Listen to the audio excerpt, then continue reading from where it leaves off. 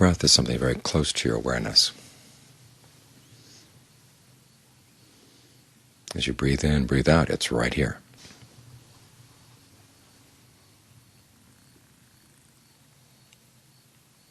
And so you'd think it'd be very easy to follow, to stay with the breath. But the mind is like a camera lens whose focal length keeps changing. It's focused here for a bit, then it's focused someplace else, then someplace else, then back here again. They've done studies to show that a moment of attention is just that. It's just a few moments. If you want to watch something continually, you have to learn how to stitch those moments together.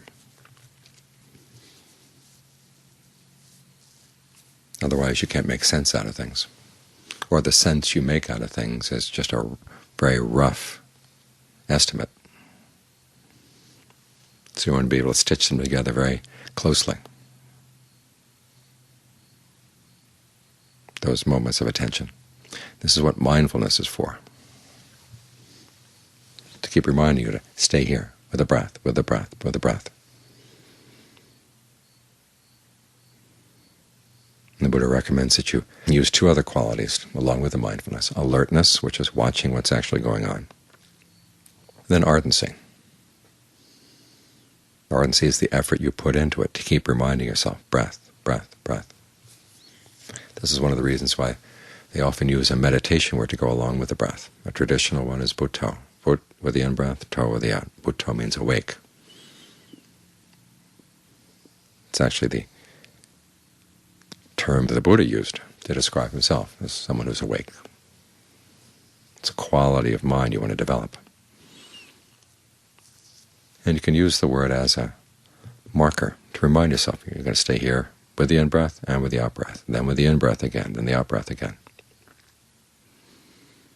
Because it's only when the mind gets to settle down that it can let down some of its tension, so it's not constantly ready to jump, and so that you can focus consistently on something and really see it for what it is, what the connections are. In other words, how the mind has an impact on the breath, how the breath has an impact on the mind, how the breath has an impact on different parts of the body. Lots of things can be learned if you stay here consistently.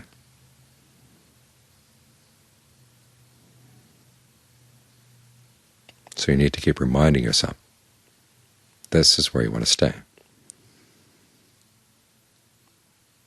When the Buddha compares different parts of the practice to a farmer's different implements, mindfulness is the goad. Now the goad is what you use to poke your animal with.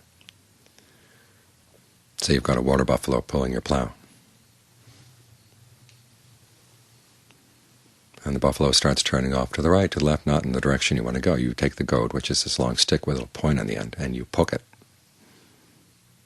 to remind it that there's work to be done, and this is where you want the work to go.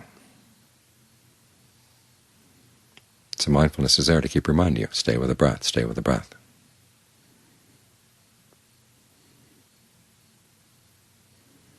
Another analogy the Buddha uses is of a gatekeeper. The gatekeeper is at a fortress at the very edge of a frontier. And there are friendly people coming in or want to come into the fortress, and there are also unfriendly people who want to come into the fortress. And the gatekeeper has to know who's who. Let in the people who are trustworthy and keep out the people who are not. So mindfulness is not just accepting whatever comes up. It's there to remind you. There's a skillful direction and there's an unskillful direction that the mind can go at any time. And you want to keep it on the skillful direction. Now, to strengthen mindfulness, the Buddha said there are two qualities you need. One is virtue, and the other is right view.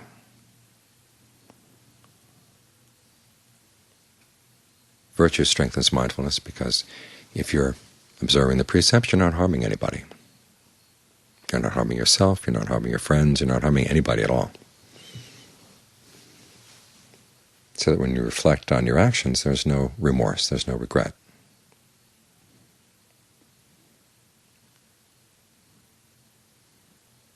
People who have a lot of remorse and regret have learned how to put those things out of their mind. They've done studies to show that people can get very good at forgetting things. So good that it becomes subconscious. But because the mind then becomes talented at forgetting, it gets harder and harder to maintain your mindfulness. The mind has all kinds of tricks for slipping off, changing the focal length of that camera lens, and thinking that's just the most natural thing to do. So one way of strengthening mindfulness is to make sure that your behavior is not the sort that you're going to regret.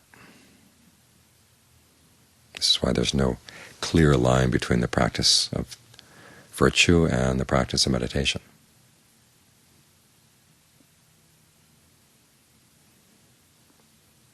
This also strengthens your mindfulness in the sense that if you keep your precepts in mind, you have certain principles that you're going to follow. You're not going to kill, you're not going to steal, you're not going to have illicit sex, you're not going to lie, you're not going to take intoxicants. You keep those things in mind.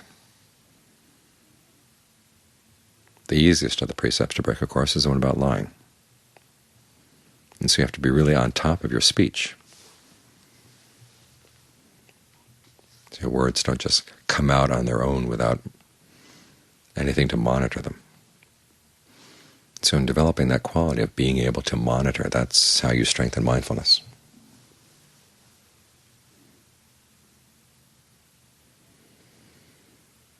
As for right view, mindfulness on its own has to have some explanations for what it's doing. It's not just a matter of brute willpower that you tell yourself, okay, stay here, stay here, stay here. You have to have your reasons. Why are you staying here? What are you trying to do as you stay here? This is where right view comes in, to remind you you're staying here because this is the part of the path to the end of suffering. It's learning how to develop concentration.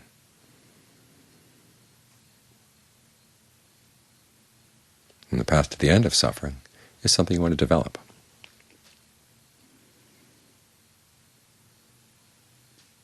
That's why you're training the mind. You're also training the mind because the path to cause suffering is something the mind is very adept at. You keep yourself from wandering off into that path. That's something you want to let go. So there are duties you have to do here. There's something to be done. You're not just sitting here passively accepting experience as it comes along. You're actively shaping it. That's something you have to understand too. An important part of developing the steps to mindfulness of breathing is understanding the process of what the Buddha calls fabrication. It's the way the mind shapes things through its intentions. There was once a monk who said he practiced mindfulness of breathing simply by letting go of the past, letting go of the future, and just staying focused on the present. And the Buddha said there is that kind of breath meditation, but it doesn't give the results. It doesn't give the best results. Then he set out 16 steps. And a repeated feature of those 16 steps is that you see the different ways in which you're fabricating your experience, and then you learn how to do it more skillfully, as you're breathing in, as you're breathing out.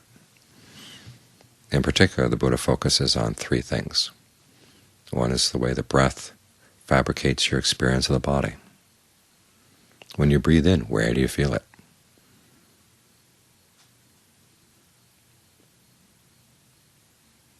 Is the breath comfortable? Could you make it more comfortable? How can you make the influence of the breath on the way you feel the body more positive? How can you get it to be calm so that it feels soothing to breathe in, soothing to breathe out, and soothing both for the body and then into the mind?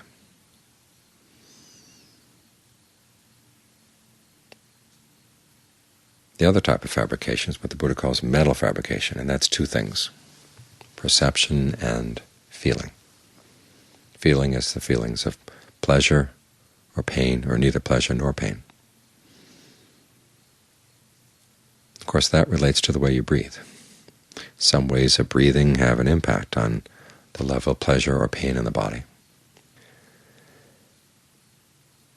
And pains in particular have an impact on the way you breathe. Sometimes you're holding a pain in one part of the body for fear that it'll spread, so you tense up around it. And as you tense up around it, that's going to have an impact on the way you breathe. You're actually cutting off the breath energy to that part of the body. And it's going to make the breath a less and less pleasant experience itself, and you get in this bad feedback loop. This is one of the reasons if you find that you're breathing around a part of the body that you're avoiding, consciously try to breathe into it. Or if you're trying to pull the breath past something, breathe into that as well. Because sometimes you get the habit of holding on to a particular part of the body, even when the pain is gone. You may have noticed this if you hurt your foot and you start developing a limp. Sometimes the limp is still with you even after the pain in the foot has gone away. This is one of the reasons why we survey the whole body, to get a sense of where the breath is being blocked, where it's being held back. And then consciously think of breathing into that. This is where perception comes in, the other mental fabrication. What kind of picture do you have of the breathing process? When you breathe in, what pulls the breath in? Is there anything you have to push against or pull against? That's going to create tension right there. How about thinking of the breath simply as energy flowing through all the nerves? It's already flowing. It's simply a matter of allowing it to flow better. As you breathe in, the breath comes in and out the pores. You don't have to pull it in through the nose or pull it past any tension, say, in your neck or your chest, or fight with any tension in your abdomen. Think of the breath energy penetrating all these things and nourishing them very directly. You don't have to go past them, go right into them. See what that perception does.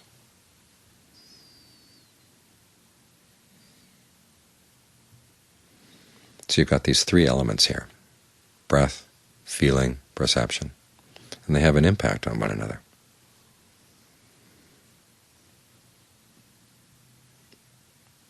So there's plenty to explore here. A lot of people find breathing a very dull thing to watch. It's just in and out, and that seems to be about it. But if you realize there's this element of perception that influences the breath, and feelings that influence the breath, and the breath influences your perceptions and feelings, you've got something to explore. That's something you want to keep in mind. Now, if that's too much to keep in mind, you just go back to just staying with breath energy and holding in mind that perception of the breath energy as this energy that flows easily in, flows easily out. It is soothing, refreshing.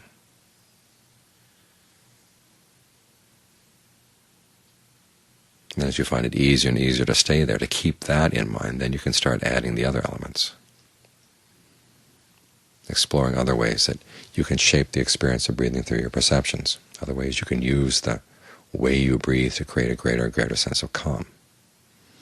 Because in all these cases, the Buddha says you want to take this element of fabrication and make it more calm, make it more tranquil, soothing.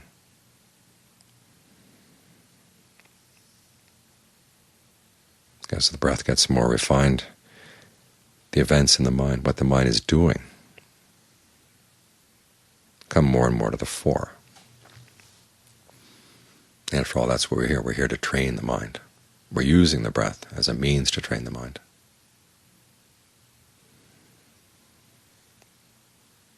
And you want to get your attention settled very clearly here in the present moment. Keep the focal length right here. Don't go zooming out or zooming away. Zoom right in on the present moment. And stay here. So you can see these things more and more clearly. So these are the qualities we're trying to develop. This is what we want to keep in mind. This is why we're focusing on the breath. So when the mind complains, it's getting boring staying with the breath, or it wants to move around a little bit, you have your reasons. It's not just ordering the mind to stay here. You have an understanding why this is important. It makes it easier and easier to strengthen your mindfulness, to make it more consistent.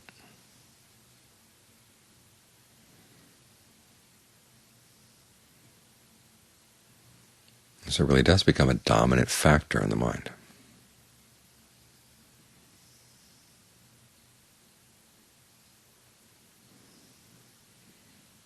So you stay right here, and you develop that quality of mind that monitors whether you're staying right here. And notice that you're slipping off, you refocus the mind.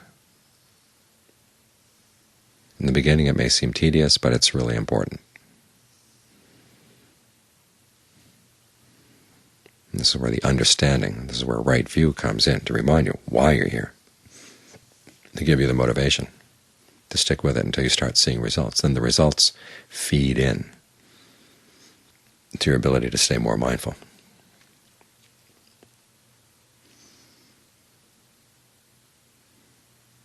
You have to be careful, of course, when the sense of pleasure develops. It's very easy to lose your focus with the breath and move over to the pleasure.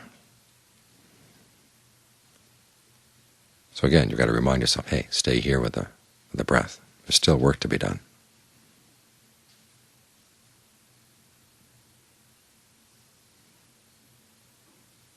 It's the mindfulness that keeps you focused. And this is why mindfulness practice and concentration practice are so intimately connected. If you didn't have this ability to remind yourself, you couldn't stay concentrated on anything for very long at all. So we're here to focus on the breath, to ferret out the breath so you can see more clearly how it's related to the other things that are very similar to it and other things that have an impact on it.